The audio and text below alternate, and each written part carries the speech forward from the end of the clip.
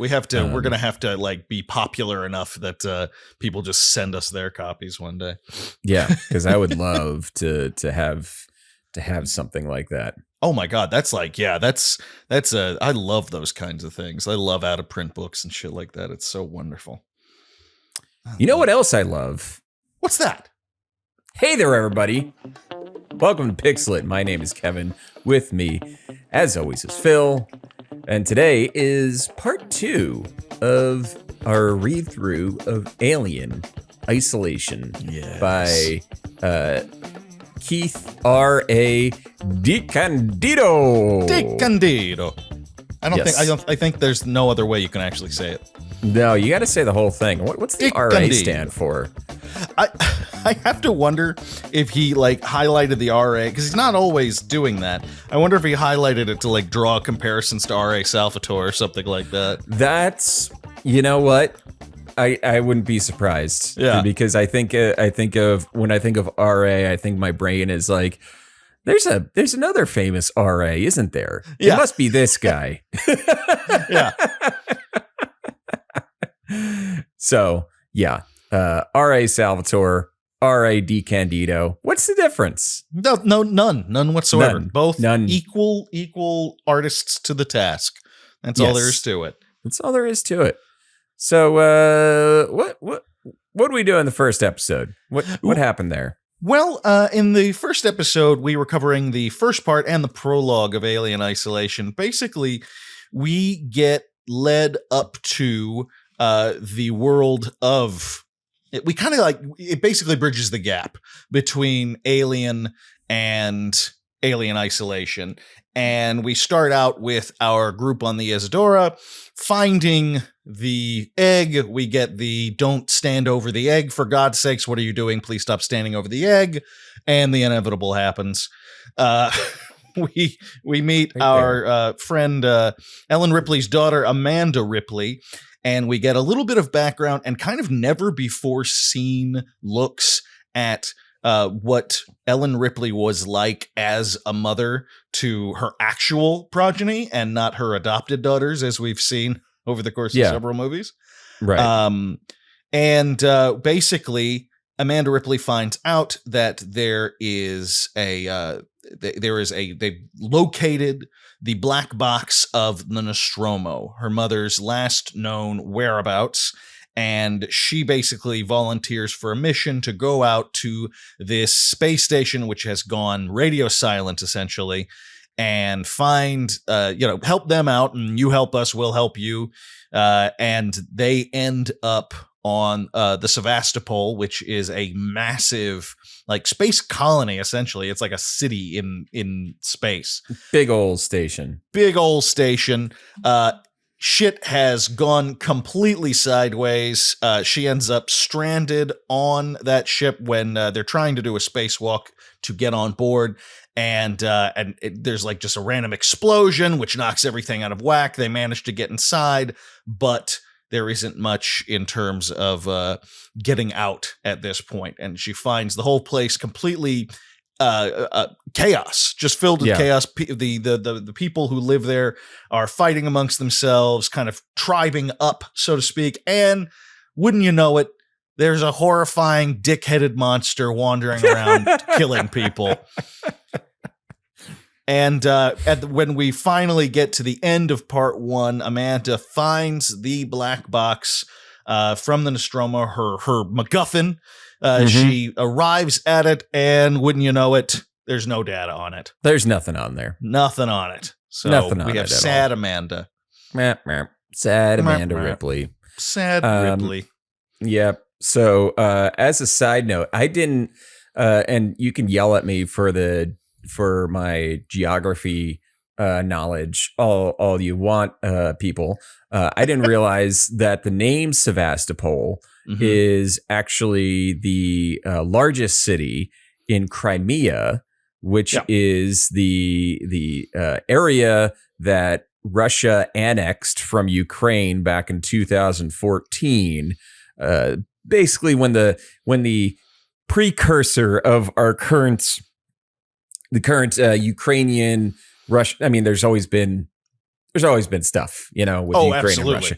But the current thing, I mean, the annexation of Crimea is really the thing that lit the long fuse. Yeah, one of the more modern catalysts, if you will. So yes, Sevastapol. It is one of the largest cities in Ukraine, and it's the largest city in Crimea. So it's a really interesting choice because I thought about that. I did know. Yeah, well, whatever, man. But it was some of us didn't play Carmen Sandiego enough. I have all of my sim games to blame for this particular one. But it is an interesting choice because you're right. It's this region in Eastern Europe, and I think that's it kind of, for a Western audience, for a Western European and American audience, which is what this game was aimed primarily at.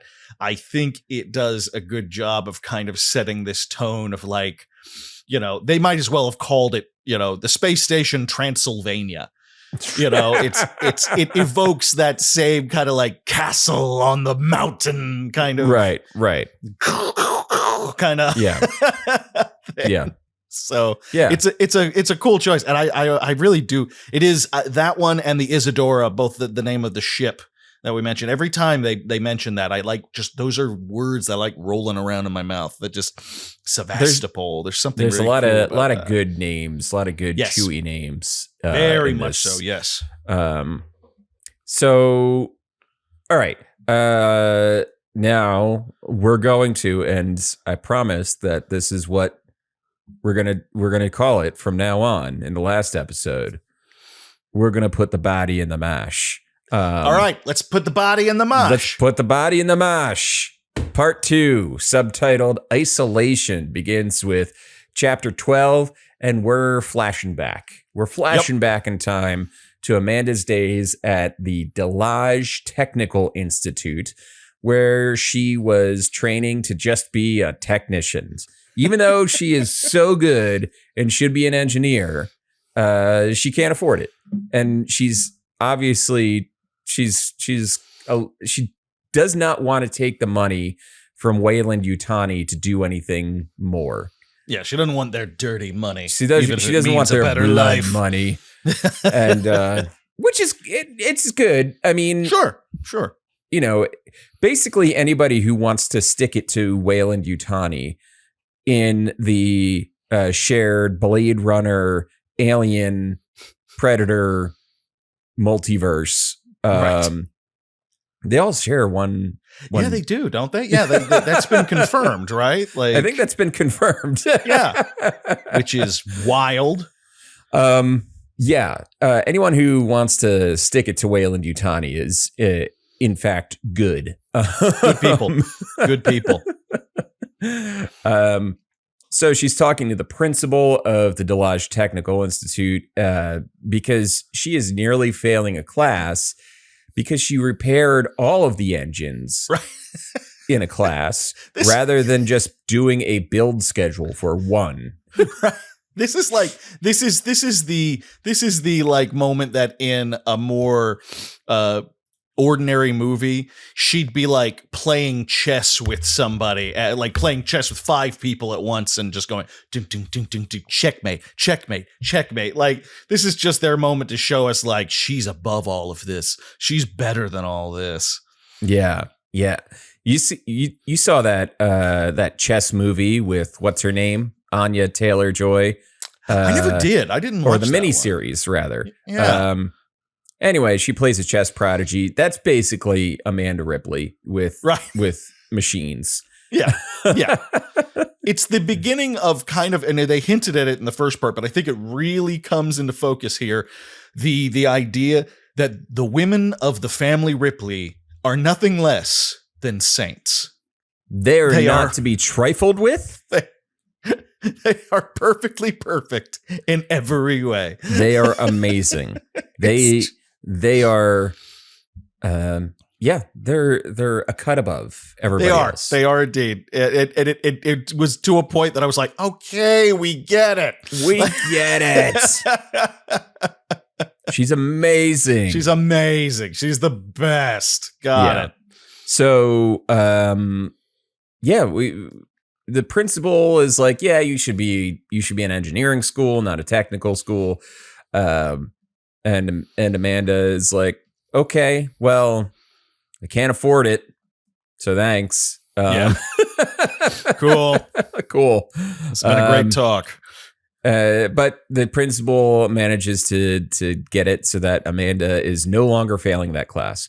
So Amanda afterwards goes to a cafe that she normally haunts on a given day, and she goes and she chats with an acquaintance named Okiki. I just say acquaintance because she doesn't really know much about him. He's just kind of like there at the cafe, and they exchange words occasionally. And Okiki's like, wait a minute. By the way, I'm a DD, which is a data designated dealer. driver. We got it. We got it. Right. Wait, what? What is he? He's a darling dandy. Darling dandy. I love it. He walks around with a top hat. Yeah. Spiffy. Suspenders. Spats. Yeah. He's ready to go. He's wearing his Florsheim shoes. Absolutely. He looks good. He's looking good and feeling good. Now he's a data dealer, and he's like, you know what? I know a guy who has information about your mother.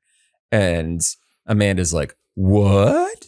And Okiki shows Amanda all this information he can pull up on Ellen Ripley.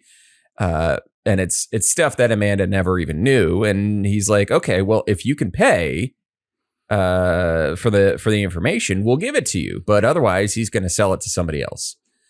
So Amanda goes back home. They're in chapter 13 now. Amanda goes back home, and she goes into her dad's bank account and steals 150, whatever the currency is, dollary dues. Yeah. New yen or whatever. Whatever. New yen, yeah. Which is, that's Shadowrun, isn't it? Yeah, that's Shadowrun. So she goes and she steals the money from Paul, who is asleep or something, and she sends it over to Okiki. And then the next day she goes back to the coffee shop as planned. She goes there, she gets herself a nice breakfast, bacon, eggs, coffee, but she's ready to go. Okiki never shows up. And an hour passes, 2 hours pass. She goes outside to make a call to Okiki, and the phone number that he gave her is no longer in service. And one of the other people who hangs out at the cafe is like, oh, well, you're not going to school today? And she's like, have you? And Amanda's like, have you seen Okiki? She's like, oh, yeah, I passed him earlier.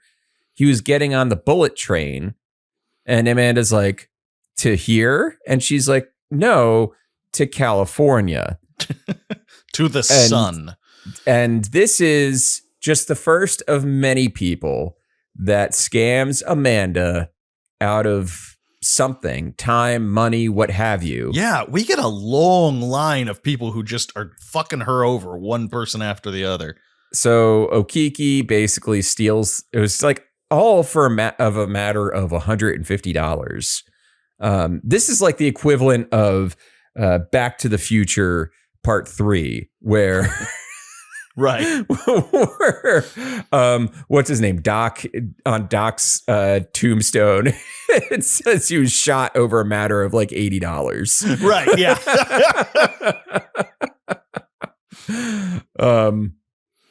So Amanda then goes back home. She helps Paul. Paul has this hearing to go to, and Paul thinks he's due for a big fat settlement because he got injured at work. Yes. Like, they owe me money.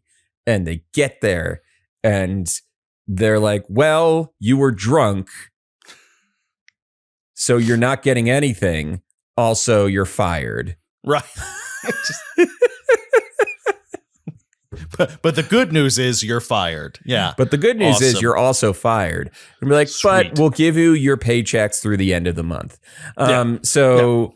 now she can't even go to this Delage. She can't even afford that. That's over with. Because Paul can't afford it, clearly. Yep. So that's the end of that. And he's real casual about it, too. He's like, well, you can't afford that. I'll call it. Don't worry about it. I'll call and cancel your classes. Don't worry about it. Don't worry about it. I got it for you. I got this. Daddy's here. It's like, God Daddy is here. World's worst dad. World's worst. Chapter 14. We cut back to the present, and Amanda has basically just been remembering all the other wild goose chases she's been on, and she is just PO'd, man. Yeah. So she then just is like, all right, fine, whatever. And she starts searching through the room to find some other stuff. She finds some water and she continues on. And she runs into a working Joe.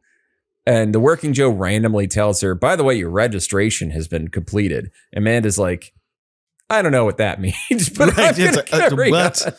What? I didn't register for shit. It's like, oh, but you did. And then the xenomorph shows up. The xenomorph, she hides around a corner and just waits till it clears out. And it kills a few more people in the background while she's chilling. And which is my favorite part of Alien Isolation, by the way, when you'll end up in a room and stuff like that, and you'll see you're hiding from people, and then all of a sudden, like a noise happens. You see at the distance people going, "Oh fuck!" and just getting torn to shreds. It's like, glad I'm not that guy, I guess. So she goes on an elevator and she goes up to the next level, and she's kind of walking. Now in the game, it's written differently in the book than it is in the game. I remember this scene in particular. She witnesses a working Joe kill a man named Hughes, bashing his head into the ground. Now, in the game, you are actually climbing through a vent when you you're working your way through the vent system at that point. In the book, she kind of like sees this happening from around a corner or something like that. There's no climbing through the vent moments. which is a fine change. You know, it's like we talked about this before. We'll get into more of the details, but you know, you pointed out when we were talking earlier today that this is one of those books that like we're still getting the moments of like going through the game, you know, but it's done well and it's changed enough that it's not clunky and, you know, it doesn't feel like, and then she ran into this room and she found 3 credits and, you know, and a snack and she went to this room and there were this guy. She found the schematic for the noisemaker. Right. It required 3 pieces of scrap. And no, it's just... Yeah, and a blasting cap. Right. It's adapted, you know. Yeah. It truly is adapted, and it's great. She continues on. Hughes, before he died, was saying he was trying to reestablish the long distance communications. So Amanda finds the terminal where that would happen. And she can hear Verlaine's broadcast, but then it's shortly cut off by Apollo. And right after that, half of a working Joe grabs her leg, in which she violently just, you know, she really works out some anger issues on this working Joe. Yeah. Which, you know what? If you've played the game, the working Joes, I was amazed at how, when I first played this, like, I remember being disappointed at first. I'm like, what? I'm hiding from shitty robots in this game? I only care about the xenomorph. And it's like, oh no, the working Joes are fucking terrifying. Yeah. And, you know, so if you're running from these things... You look like you require assistance. Right, exactly. Oh, it's awful. So, you know, if you're in that position and you get a chance to just grind a fucking working Joe to powder, you take it. You take it, God damn it. Yeah. By the way, the thing I love, the interstitial between some of these chapters and parts of the book, they have like emails from Seegson executives. And at one point, I don't have it marked off. At one point, there's an email about how like the the Weyland-Yutani is so much further ahead of them Mm-hmm. in creating synthetics. And in the game, there's an explanation that Siegson tries to give that the working Joes look like that for your sake. Right. Yeah. It's not that rubber-faced monstrosities. These rubber-faced monstrosities. It's not that they can't figure out how to make them look better. It's for you, you know. So you're more comfortable. Right. So you're more comfortable. Yeah. I know. It's like you could have a robot that looks just like another human being and that kind of thing. Or you could have it look like Judge Doom at the very end of Who Framed Roger Rabbit, constantly melting itself down and just howling like it just got dipped. That's better, right? Yeah. It's not better. It's not. It's not better. You could have one that looks like a human and for all intents and purposes is a human. Yeah. Or you could have one dreams of electric sheep, we'll say. Right. And the other one dreams of feeling your blood between its fingers. Yeah. You want to know what Philip K. Dick sees when he falls asleep, vaguely drunk and afraid? It's Working Joe. Working Joe's fucking terrible. Fucking terrible. Yeah. Awful. So chapter 15, through one of the terminals, Samuels contacts Ripley and they recap what's happened so far. They're like, things, there's a killer. Yeah, killer. I just imagine like Ripley. What are 3 other things about him? Never mind. I just imagine Ripley like doing a full like acting out everything Axel said. Right. And then like to Samuels, he's like, okay, Samuels, if I told you there's a killer on the station, what would you think? Right. And he would have been like, well, I don't know, Ripley. I believe it would be somebody with a gun or a knife. Or a knife, like, yeah. No, that's what I would think. But it's actually a monster. Like a monster. Well, I think it's confusing that they chose killer instead of monster. See, you get it. You replicant bastard. You non-human you understand. You are a synth and you get it. Anyway, what's up? And and then he's like, Taylor's dying. You're like, oh, you could have told me that earlier. Yeah, we could have. Why didn't we start with that? I feel like we could have got right off the bat into Taylor being dying. So Taylor is badly hurt. She needs treatment. Samuels, they're actually not far from the medical wing, but Samuels didn't want to leave her behind because he's trying to keep her awake. Ripley's like, I got you, fam. She's going to go into the medical wing. And in there, she finds a doctor with a messed up leg, but he's there and he's willing to help. He's willing to help if Ripley could just go ahead and help him unlock something. His name's Coleman. And he's like, here, go to this guy's office and get this key. And but first, could you use your little doohickey on this door, this elevator door? I got to use it. But it won't work without the card key. So don't worry. I'm not going to leave you. Just use the elevator. And she's like, fine. And she does the thing. And he's like, great. So here's a motion detector. You can use this. And in my notes, I put Coleman gives Ripley the motion detector Zelda noises. Yeah, pretty much. The motion detector in the game is the thing that you probably have on screen the most. Oh my God. Yes. Constantly. In fact. I mean, sometimes you have to put it away because it makes a sound. Yes. Yeah. You gotta balance things out. But yeah, that thing is important. So important. Because it'll let you see, okay, there's just like working Joes or people. And then if the dot is just moving all over the place, like a popcorn kernel that refuses to pop. Right. It's an alien. It's an alien. Yeah. Good news. So Ripley does her it's a sneaking mission. Section. Amanda, much. Amanda, it's a sneaking mission. Oh, Colonel. Amanda's dummy thick. Colonel, this alien is dummy thick.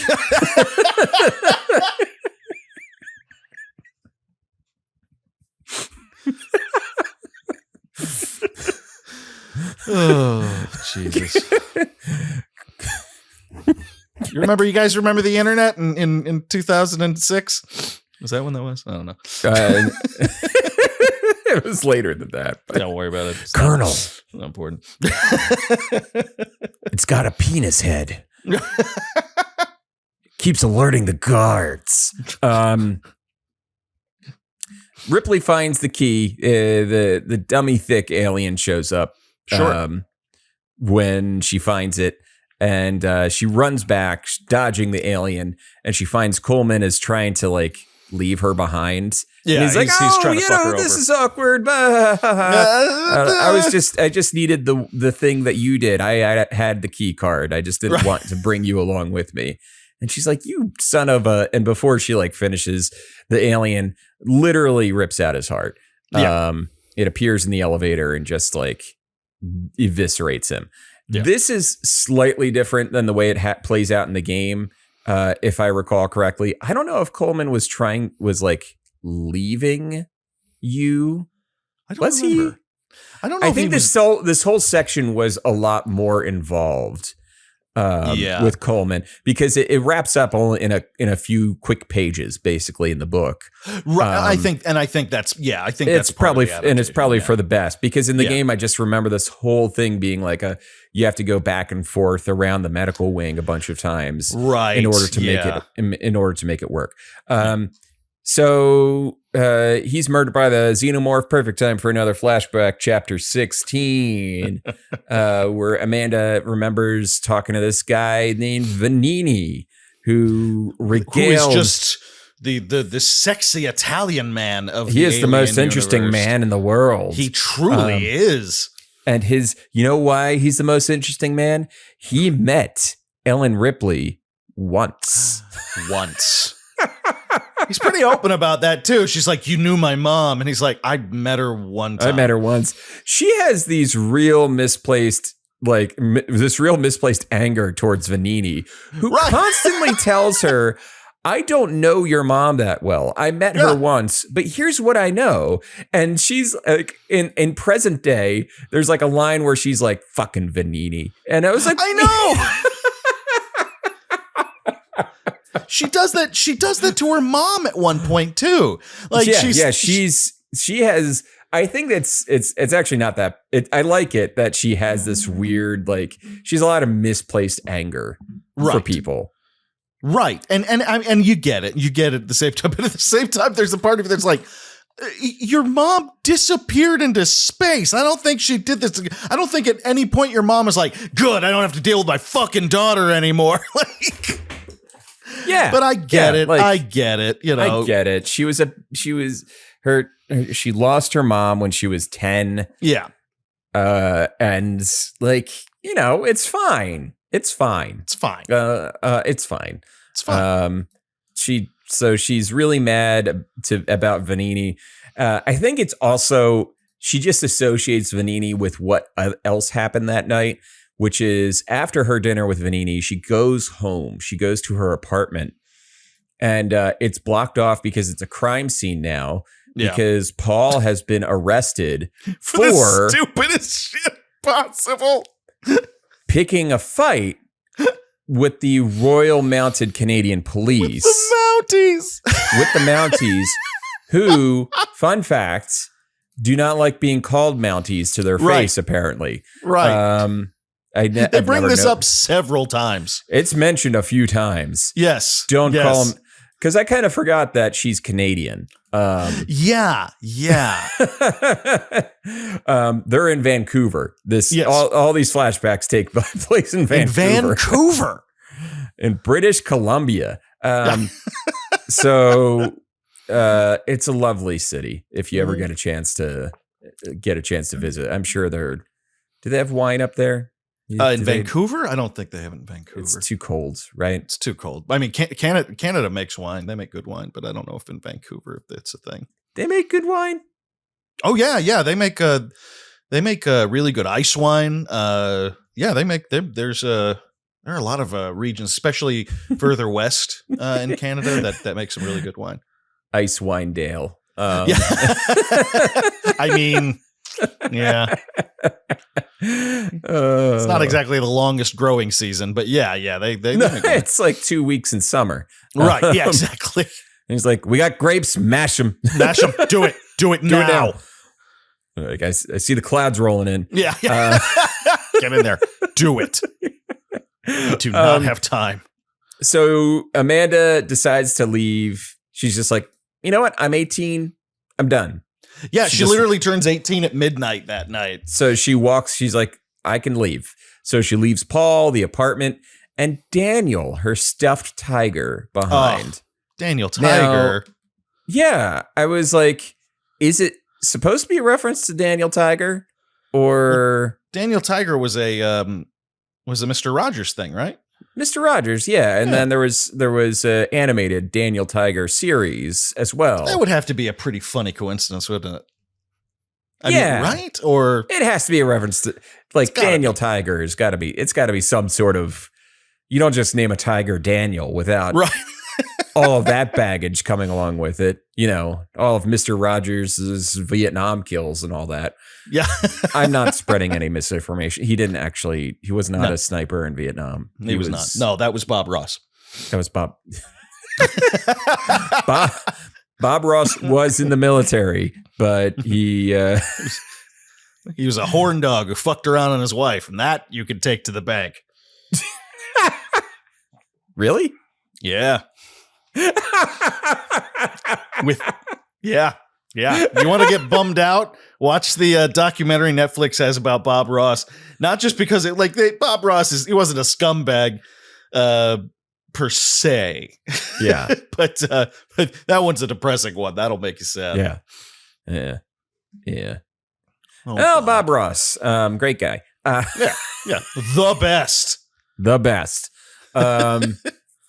So where was I? Oh, yes. She leaves Daniel Tiger behind. Yeah. Goodbye, Daniel. Goodbye, Daniel Tiger. We're in chapter 17, and Amanda is wandering around the medical area for things that can be used to help Taylor. She comes across a video entry of a doctor talking about what happened to Foster from the Anisadora. Yeah. And then she finds Foster's body in one of the surgical suites. So that's a good image. That's perfect.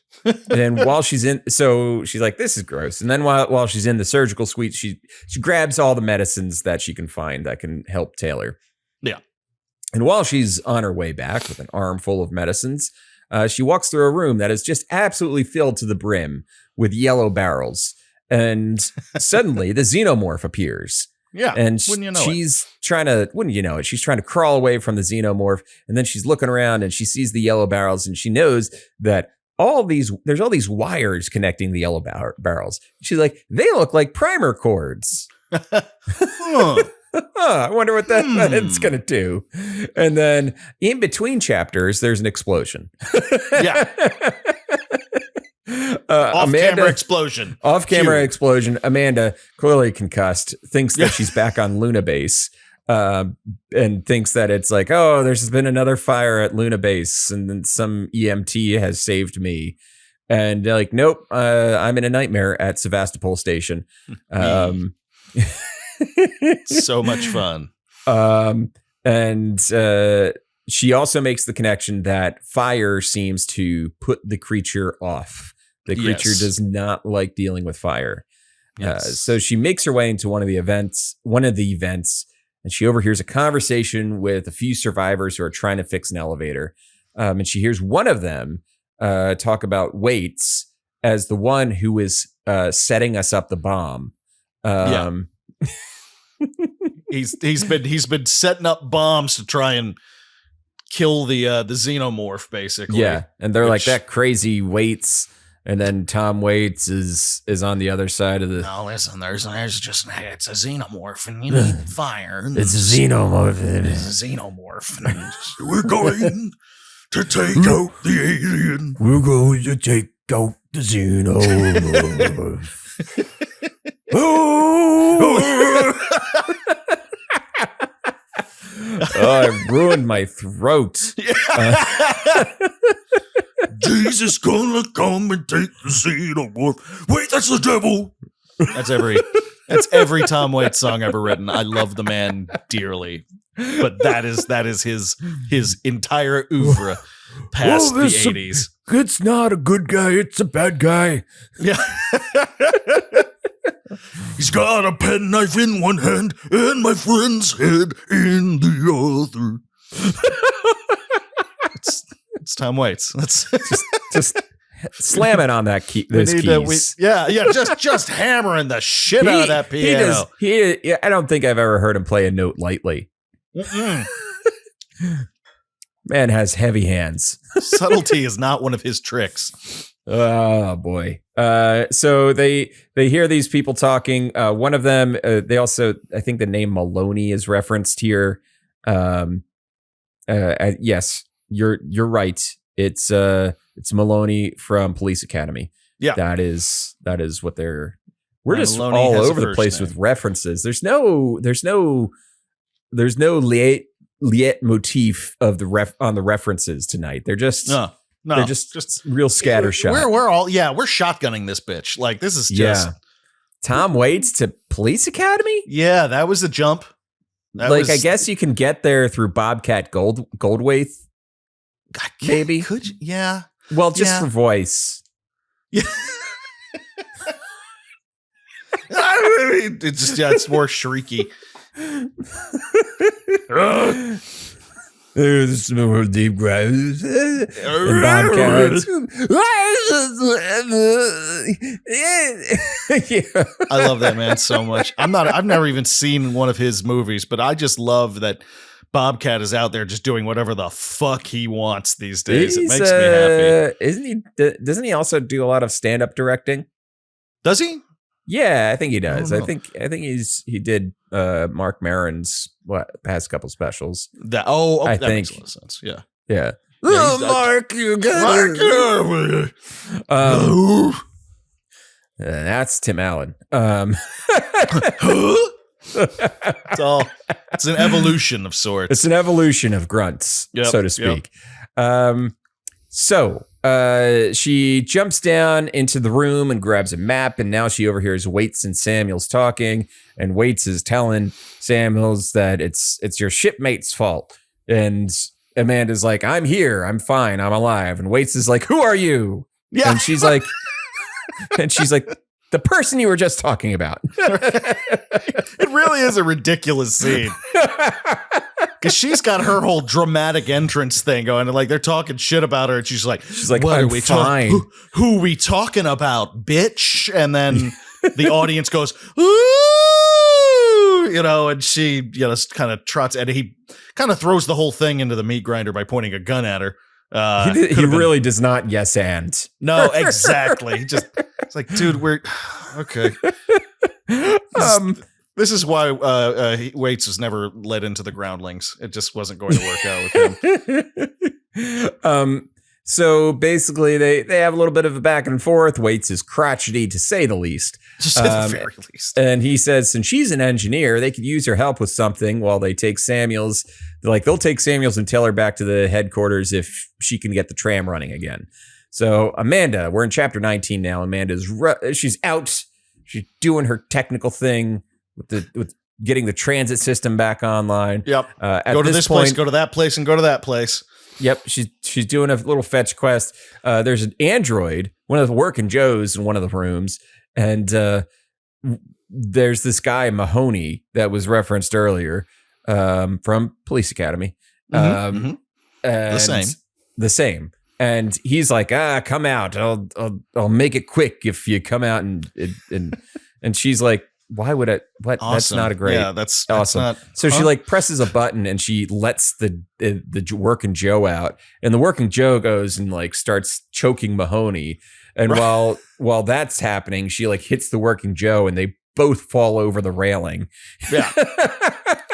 2 for 1. Very Two well for done, one. Amanda. Like That's got to be, that's an achievement, right? Like, yeah, like there's a little kill a human achievement popped being up in the and a corner. working Joe at the same It's time. like, Achievement that was a unlocked. named character.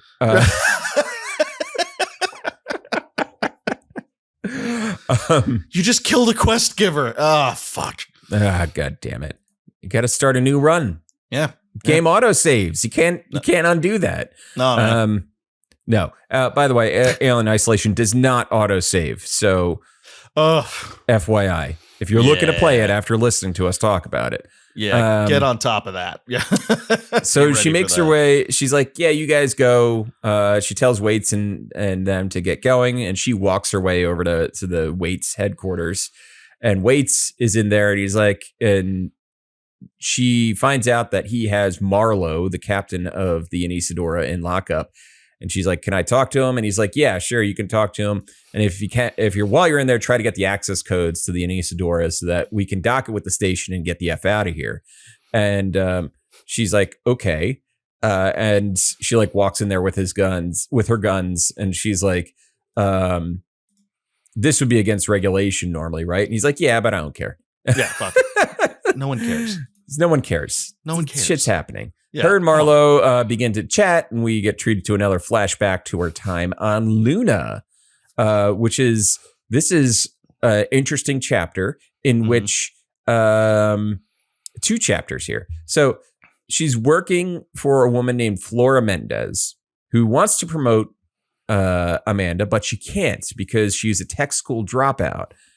But Mendez, stay in school, kids. You got to stay in school, kids.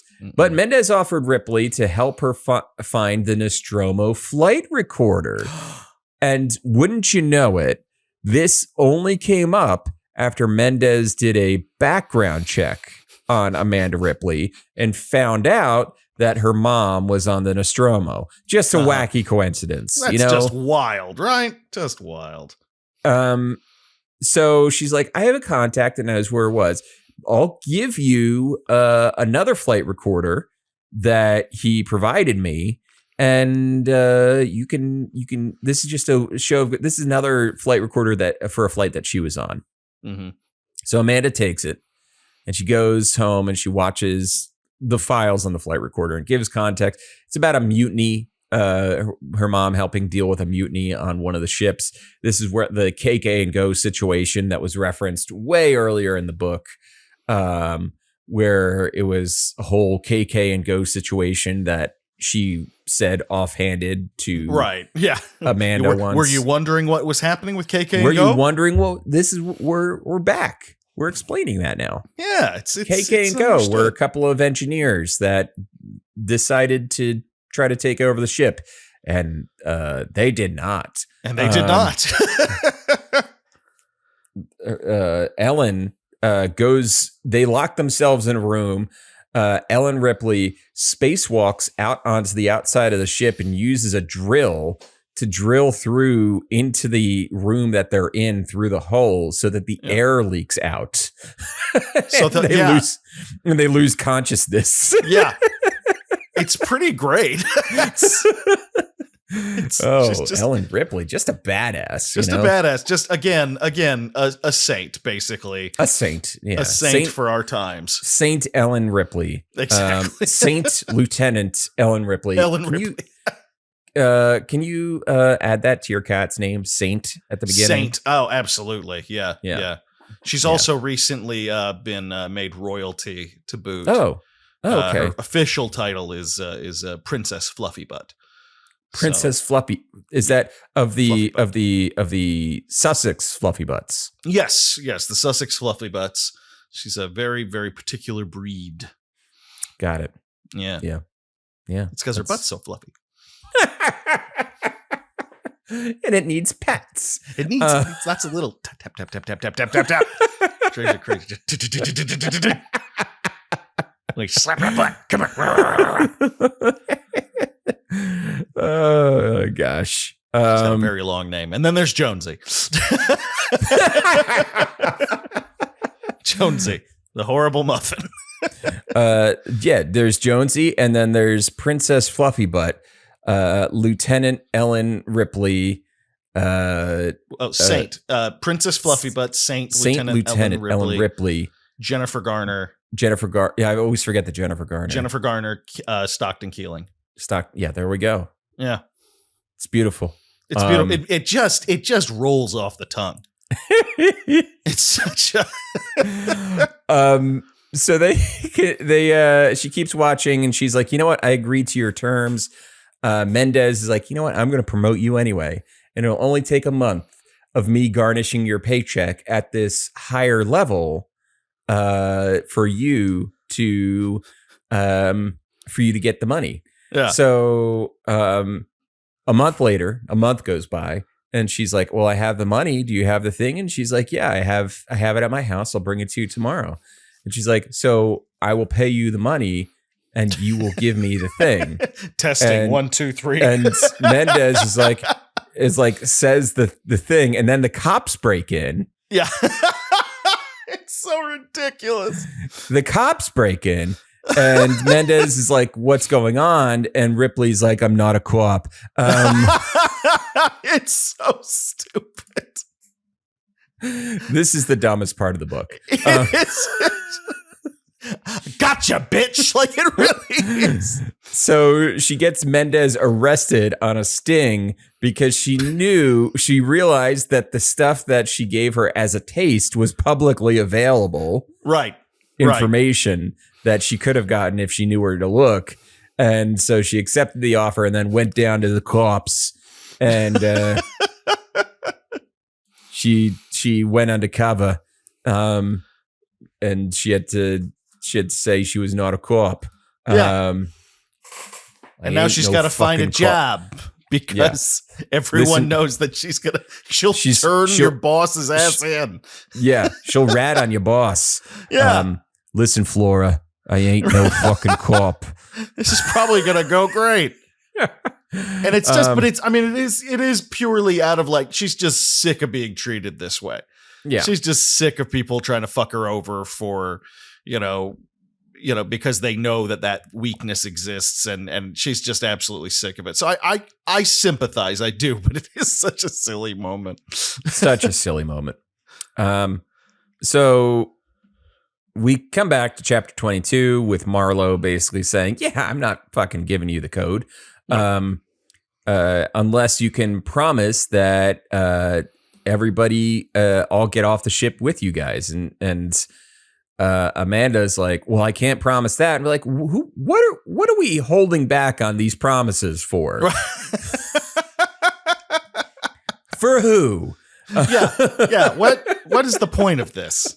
Explain to me. So they start working on a new plan to get the alien, and part of it is Samuels is going to go down and try to talk to Apollo, synthetic to artificial intelligence, I guess, and try to get it to stop being so weird and stop having the working Joes kill people. Being a jerk. Jerk. And Ripley is going to Ripley's going to jettison the alien from one of the detachable portions of the ship.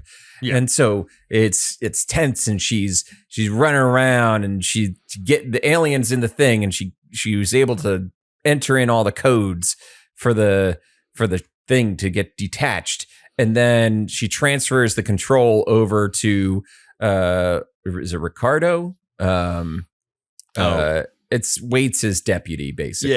Yeah. She transfers and then Ricardo, and then suddenly the doors close and the thing detaches with her in it. Yeah, and that's the end of part 2. With her and the xenomorph. With her and the xenomorph in the. Here's the thing: I would have liked more detail on that moment, and less detail on the sting operation. This is kind of where the book, I think, falls short, is like, we needed a little bit more. The weight of that moment is felt so hard in the game and felt like nothing in the book. You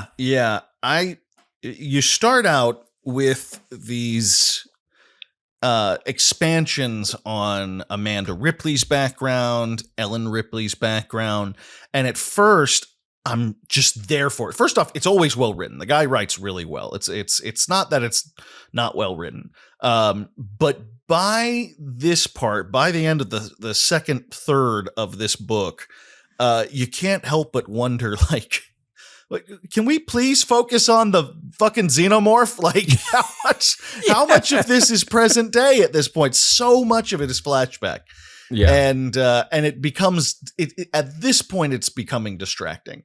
Yeah. I would have thought part 2 could have no flashbacks at all. Yeah. I think we could have focused more on that, on the situation at hand. We've got enough of the motivation. You know, we've gotten her motivation good and strong. And I admire, you know, everything they do with the background with her mom and, you know, and stepdad and all that stuff. I think that's really cool. And then we start flashing back again. I'm like, I don't know if we need this. Yeah. Like, unless we're going to make this to be a much, much longer book, right. Which we are not. We are not. So we're actually cutting out parts of the game right at this point in favor of a sting operation and, you know, like a sting operation. Yeah, it doesn't have anything to do. The book's called Alien Isolation. We really should be focused on the alien. Like, yeah. And secondly, the isolation, you know? Right. Yeah. We're not all that isolated in most of this book. So Keith Rahul Albanese DeCandido. I'm just taking a wild guess. Sure. Of the Venezuelan DeCandidos. Yeah. I could look it up, but I won't. But I'm not gonna. But I'm not going to. He's a really good writer, and I like a lot of the stuff in the book. There's just some weird pacing issues so far with the flashbacks. You know who could have written, and you know I drop his name so often, and we've only read literally one of his books. You know who could have written Isolation really well? Who? Urban Weight. Yep. Yeah. Because he knew how to be pretty sparse with certain aspects of it. Would have been. Yeah. I think that would have been interesting. But his descriptions are so good. Like yeah. I think I would read an alien book written by Urban Way. That would be cool. Yeah, a Cormac McCarthy alien book. Yeah. Oh, that would be fucking excellent. The xenomorph on the frontier stood before her, 8 feet tall, black as the void, slime dripping off of every inch. She was dead. She was dead. She didn't realize it yet, though. A clap of thunder rolled in from over the mountain. It was the season in which thunder was. You know, on second thought, we might be talking our way out of this one. Yeah, maybe not. I don't know. No, but yeah, it's still good. But yeah, there's an aspect of like, shouldn't we be? Yeah, it feels a little like bit more focus on the present rather than that was one of the critiques that I had read before of this book when I was thinking of buying a physical copy. And I was scrolling around. One of the top reviews was like, the headline just said too many flashbacks. And I was like, I don't know about, we'll see. And now 2/3 of the way, I'm like, there has been too many flashbacks, 2/3. Yeah. Like, even if there are no flashbacks for the rest of the way, it won't change my opinion that there were too many in the book. By now, there are too many. And it would be one thing if it still wouldn't be great, but if they were padding what is otherwise a pretty short game or something like that, that'd be one thing. But as you point out, we skip a lot of shit in the game here. There are moments that are not brought up that could be interesting. And it's a shame because the in-game stuff is not half bad. As you pointed out earlier, she's going on fetch quests, and I find them to be pretty well disguised as fetch quests. It's very casual. It's like, you got to go get the 3 MacGuffins or something. And so, and instead of like saying she went down the hallway for the first one and did this, he just went, she did it. And it's cool, great, and focuses on like what's important. So the moments in game are pretty well written. Yeah. It's kind of ironic. Usually we're like, the in-game moments are kind of meh, but the stuff that's not in the game is pretty great. This is kind of the opposite. Like, this is well-written in-game novelization stuff.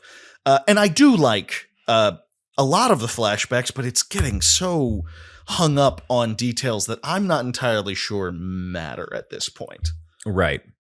Yeah. No, I agree. I think he may have gotten excited that he got to write a canon Ripley story and just went a little too far. Which I probably do the same thing.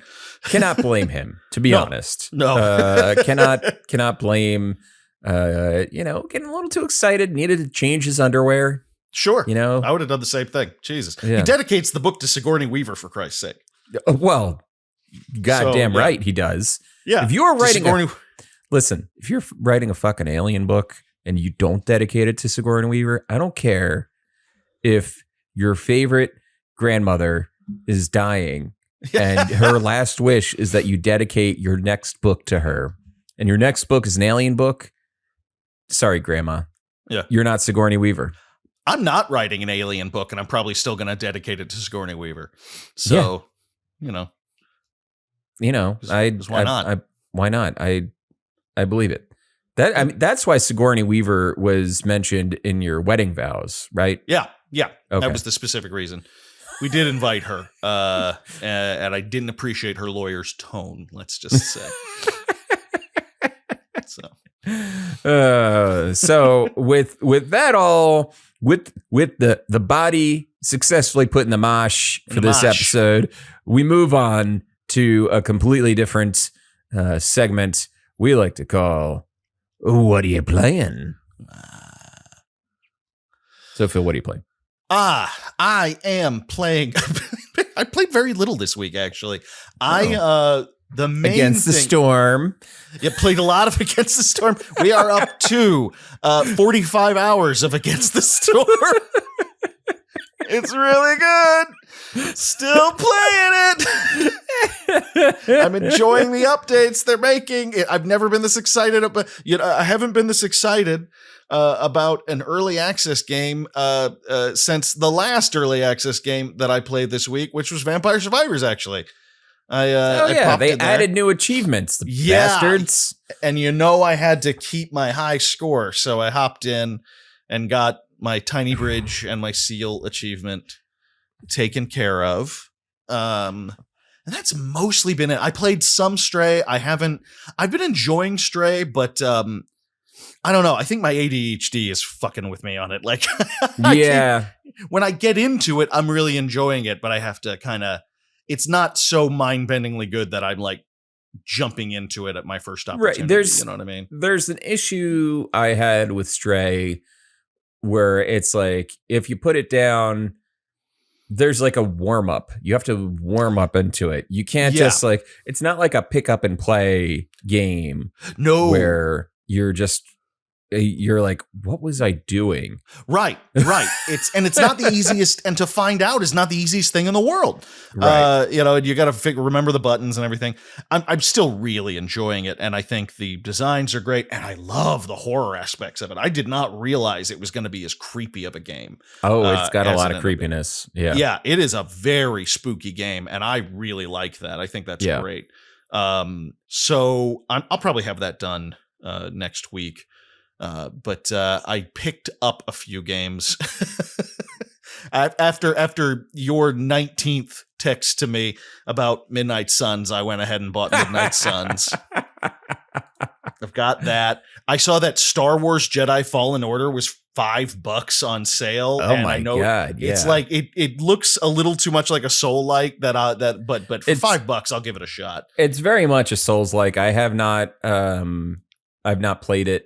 I've played a little bit of it, and I like it. It's and it feels like a Souls-like, in terms of the from level design and stamina meter and all that stuff. So, right, but for $5, but for $5, take a flyer on it, And and the fact that it's a Star Wars universe thing for me is enough of it. Like, like the Souls universe, as we have talked about before, is fascinating to me, and I find it really cool. But it's not enough to like force me through it to deal with the punishment. Right. But if they made, but a Star Wars Souls like, or if they made like, for example, a Warhammer Souls like, Warhammer Souls like, I'd you're be like, all right, well, I'm gonna buy it, I guess. All right, God, you people are assholes. Oh boy. And by the way, I probably will end up pre-ordering the stupid collector's edition of Space Marine 2 because that statue. By the way, isn't Darktide supposed to be really good too? It is. I don't know if I have any room in my heart for any more PvE games, though. Got it. I don't. It looks like it could be fun, and I don't know. Are any of our Brit friends playing it? I know they tend to be on top of Vermintide. Yeah, they tend to be on top of the blank tide. Yeah. Warhammer games. Vermintide was the last one I played, or Vermintide 2, I want to say, was the last one that I played, and I played it with them. A lot of fun, but usually, unless you have a gang of people that you're normally playing with, it's like it's hard to keep up with. That's just it. I'm not much of an online like multiplayer gamer, so that makes it tough for me. Yeah. But what are you playing, Kevin? What are you up to? I am playing Marvel's Midnight Suns, developed by Firaxis Games. I've talked about it before. It's still great. And actually, there was just a patch. I think the game was patched, and I think there was a driver update to I was having some like frame rate issues during the. There's 2 layers to the game. It's a Firaxis game, so of course there's multiple, gameplay layers. Of course, yeah, that's kind of their thing. Yeah, there's like your hub area, which is the Abbey, which is where you can do your interaction with all the characters, and that section has more of like a persona like element to it, where you're building friendships with all the characters, doing like you'll see a question mark above Blade's head, and Blade it'll just be like, "Hey, Hunter," and then like a little prompt will come up, and it'll like, "What do you think is better, being more aggressive during a fight or being more defensive?" And it's just like the way it's phrased, and each answer will give different bonuses. So it's like. Basically, the other heroes are asking you your opinion on things that they're thinking about, and you actually kind of can slightly push their builds in a certain direction that you want them to go in. So, like Iron Man, Tony Stark just asked me something about offense or defense, and I said more defense, and because I said more defense, his HP went up. Like his total HP it went up a little bit. If I had said offense, his like attack power would have gone up. Right. So that's like cool. That's kind of the neat way that it works. And then there's all these other side quest missions. Like there's mysteries around the Abbey to solve with Agatha Harkness. Mm-hmm. And it's so cute and so fun. And then there's just a badass tactical game on top of it that's based on neat. I'm looking forward to based on card battling. So far I have 9 people recruited. I don't know how many more there are to get. I know Wolverine is in there. I've had Wolverine join in on a fight. Right. And Wolverine's on the cover art. But you would think. Yeah. But he's not officially like recruited yet. But they're so fun to play with. Like everybody's abilities are very different. And they're so fun to play with. Like Captain America is more of a tank. So he can, Captain America is neat because he can generate block. He can which is just like temporary defense where he won't take any damage. All of his cards can do these things where they generate block, and they also generate taunt, which is nice. People will attack him instead of anybody else. So he can do that fun stuff like that. And I love it. He also is voiced by the same guy who voices BJ Blazkowicz in the Machine Games Wolfenstein series. Nice. And his face looks exactly like B.J. Blazkowicz in the Machine Games Wolfenstein series. I mean, that was a pretty Captain America face. Yeah, let's face facts. Let's be honest. B.J. looks a lot like Captain America. Yeah. There's no getting around that. So I've been playing that. I've been playing Die Hard Vendetta, which is a 2002 GameCube game. Playing the PS2 version. Is this for a certain podcast that you're cheating on me with? Yeah, I am. Yes, you are the other podcast. So you admit it. Yeah. Go we're back doing to your whore. Whores in this case. It's both Hot Cider and to Snaker on this episode. Don't push me, Earhart. We're going to be recording the Christmas episode of Bullet Time coming up. It'll actually have been out before this episode airs. Nice. But yeah, because James Hot Cider said, because people call Die Hard a Christmas movie, we're going to do Die Hard Vendetta as a Christmas episode for Bullet Time. And I said, that's smart. That makes sense. I like it. Yeah, I gotta get on a certain game that I volunteered to play for that show. Yes, you do. Yes. Yeah. Die Hard Vendetta is weird. Very, very weird. 2002? Yeah, I want to say 2002. Yeah, GameCube. Wow. Very weird game. Has a lot of neat ideas. Uh-huh. Execution is, about as good as you expect for 2002 console game. Sure. But yeah, it's neat. But yeah, that's pretty much what I've been playing. And I bought Dwarf Fortress. This is gonna be a problem, isn't it? I haven't touched it recently, which is fine. It's fine. But I'll probably get back to it once I finish Die Hard Vendetta. Sure. Sure. Well, that'll do it for tonight's episode. Thank you so much for listening. Please help us out by following us on Instagram and Twitter at PixelitPod. Go to our website, pixelitpod.com, where you can find all the episodes. You can download the transcripts. You can watch a video version of the episode.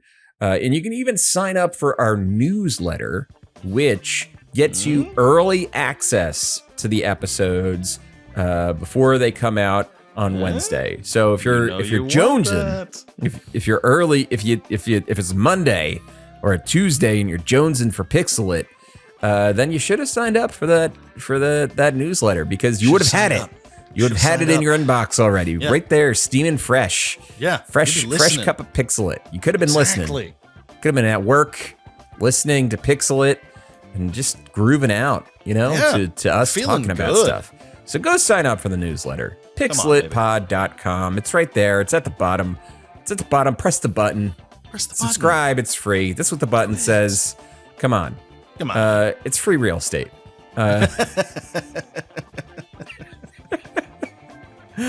Anyway, that'll do it for tonight's episode. Have a good night, everybody. Good night.